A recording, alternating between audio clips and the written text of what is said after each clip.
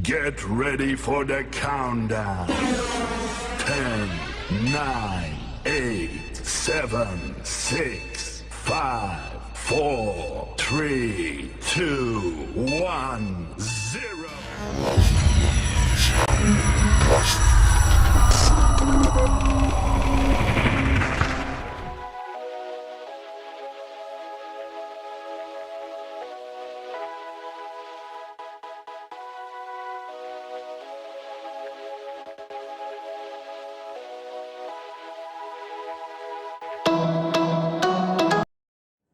Assalamualaikum warahmatullahi wabarakatuh.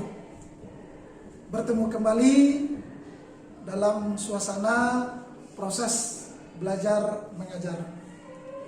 Gimana kabarnya? Mudah-mudahan kita semua berada dalam keadaan sehat, tetap dalam lindungan Allah Subhanahu wa taala. Amin ya rabbal alamin. Sebelum melanjutkan pembahasan kita, mari sama-sama kita melanjutkan doa kepada Allah Subhanahu wa taala agar proses yang kita jalani ini, proses pendidikan yang kita lalui ini, ilmu yang kita timba ini diridhoi dan direstui oleh Allah sehingga berkah dunia dan akhirat. Berdoa, kita mulai. Baik, pada pertemuan kali ini kita akan membahas tentang kebenaran penurunan Al-Quran. Dari materi ini dapat kita ambil indikator yang akan kita capai dari materi ini. Yang pertama adalah menghubungkan dalil penurunan Al-Quran. Yang kedua, menganalisis penurunan Al-Quran. Yang ketiga, menganalisis hikmah penurunan Al-Quran secara bertahap. Dari indikator ini dapat kita ambil secara global peta konsep yang akan kita bahas, yaitu pertama, dalil turunnya Al-Quran. Yang kedua, metode turunnya Al-Quran. Dari metode turunnya Al-Quran itu terbagi kepada dua, langsung dan bertahap.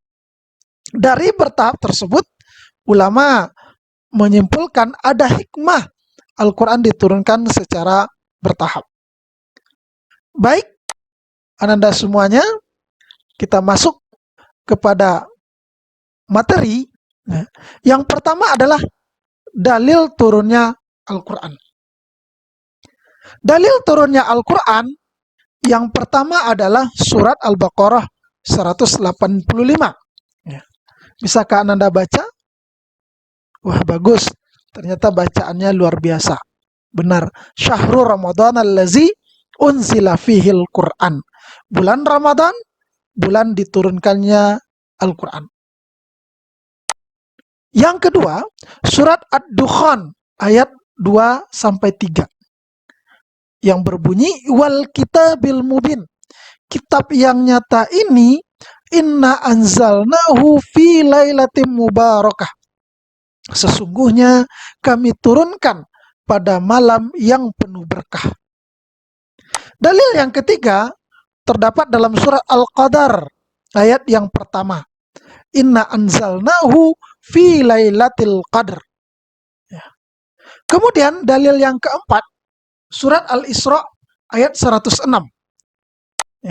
Yang berbunyi wa Qur'anan faraqnahu litaqrahu 'alan nas 'ala muksin wa nazzalnahu tanzila. Dan Al-Qur'an itu telah kami turunkan dengan berangsur-angsur agar kamu membacakannya berlahan-lahan kepada manusia dan kami menurunkannya bagian demi bagian. Ini dalil-dalil yang dapat kita temukan di dalam Al-Quran itu sendiri. Kemudian, Anda semuanya silakan untuk melengkapi informasi kita, silakan saksikan video berikut. Turunnya wahyu itu saat beliau sedang berada di Gua Hira pada bulan Ramadan tahun 610 Masehi atau 13 tahun sebelum Hijriah. Malaikat Jibril mendatanginya dan berkata, "Bacalah." Rasulullah menjawab, "Aku tidak bisa membaca."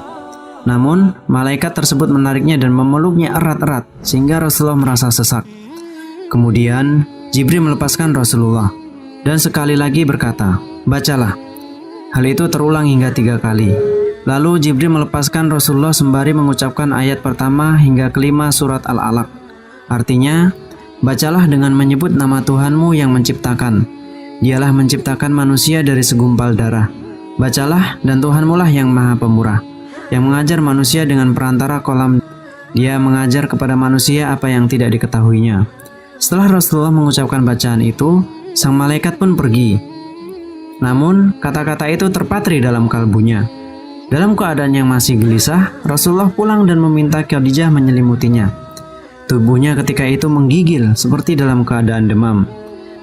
Rasulullah kemudian menyampaikan apa yang terjadi kepada Khadijah, lalu berkata, "Sesungguhnya aku mencemaskan diriku sendiri." Khadijah dengan penuh kasih menenangkan suaminya. "Demi Allah, Allah selamanya tidak akan menghinakan engkau. Sesungguhnya engkau selalu menyambung tali persaudaraan, selalu menanggung orang yang kesusahan, selalu mengupayakan apa yang diperlukan, selalu menghormati tamu dan membantu derita orang yang membela kebenaran." Wahyu sempat terputus setelah Rasulullah turun gunung. Beberapa pendapat banyak yang mengemukakan soal berapa lama terputusnya wahyu. Ada yang mengatakan 2 tahun, sebagian lagi mengatakan hanya 2 bulan, 40 hari, hingga mengatakan 3 hari saja. Tak ada bukti otentik soal berapa lama berhentinya wahyu. Namun berhentinya wahyu ini memang benar adanya. Pada masa-masa terputusnya wahyu itu, Rasulullah hanya diam dalam keadaan termenung sedih. Kegelisahan melingkupi diri beliau. Hikmah berhentinya wahyu dahulu adalah untuk menenteramkan hati Rasulullah SAW. Hal tersebut karena Rasul kaget dan terguncang kondisi psikologisnya.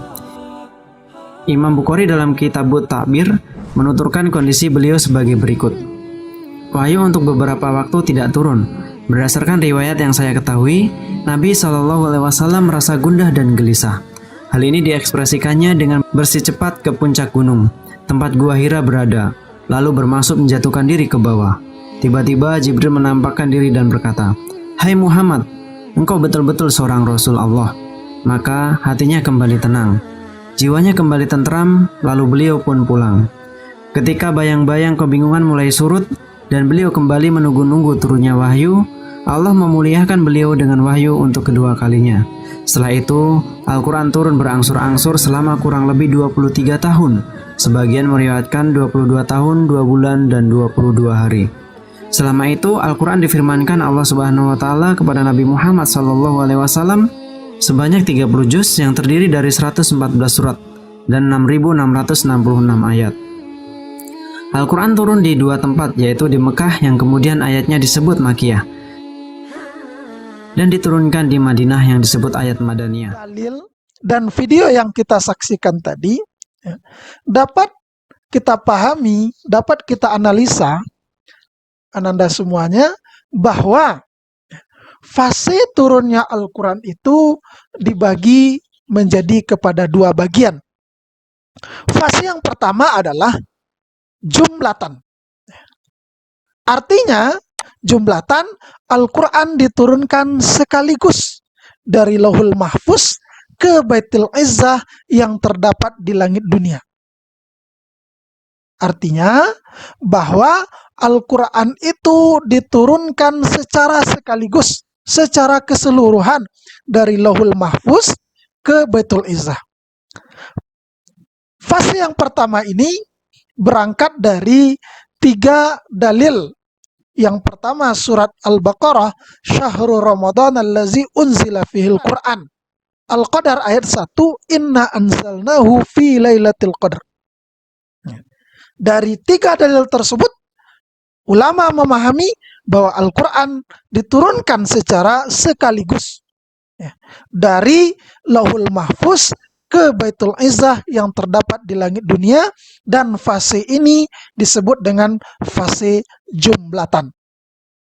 Kemudian fase yang kedua yaitu munajjaman. Ya. Munajjaman adalah Al-Quran diturunkan secara berangsur-angsur dari Baitul Izzah ke Nabi Muhammad SAW selama lebih kurang 23 tahun. Ya. Ini berangkat dari surat Al-Isra tadi yang berbunyi wa Qur'anan faraqnahu. Ya. Al-Quran itu kami pecah-pecah litaqra'ahu 'alan nasi. Ya.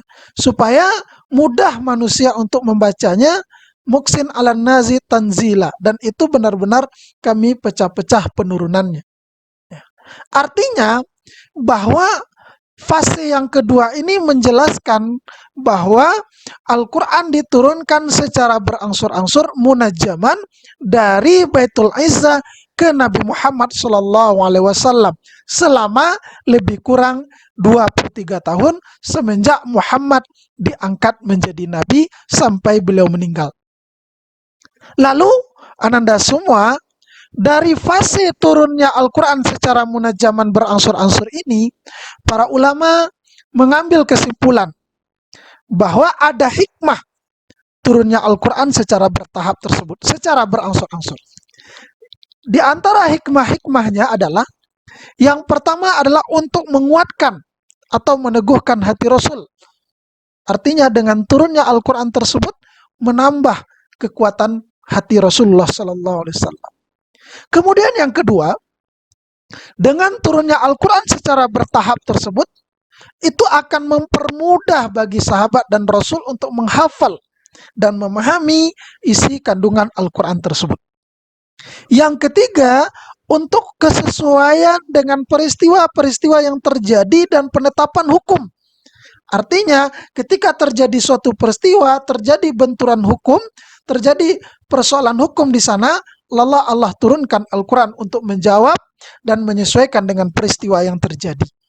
Kemudian yang keempat, sebagai bukti kemukjizatan dari Al-Quran, bahwa Al-Quran itu adalah bukan buatan Nabi Muhammad SAW, melainkan mukjizat yang datang dari Allah Subhanahu wa Ta'ala bagi Rasulullah SAW. Kemudian yang terakhir, bukti bahwa Al-Quran bukan dibikin oleh Nabi Muhammad, bukan dibikin oleh para sahabat, melainkan dengan fase turunnya Al-Quran secara berangsur-angsur itu selama 23 tahun yang memiliki kesinambungan, yang memiliki hubungan, ini membuktikan bahwa Al-Quran diturunkan dari sisi Allah Subhanahu wa Ta'ala kepada Nabi Muhammad SAW.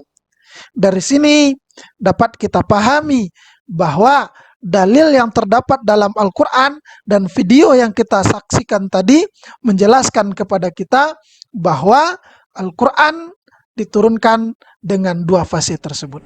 Sehingga dapat kita tarik kesimpulan bahwa dari materi yang kita urai di atas tadi, Al-Quran diturunkan dalam dua fase. Fase munajjaman dan fase jumlatan.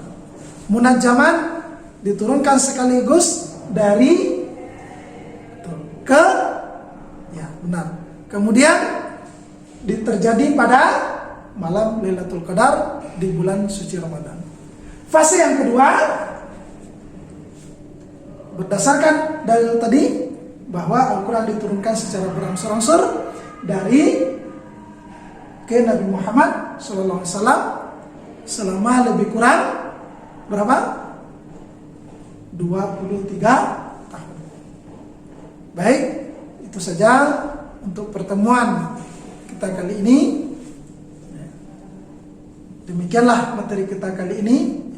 Semoga apa yang disampaikan dapat menambah ilmu kita.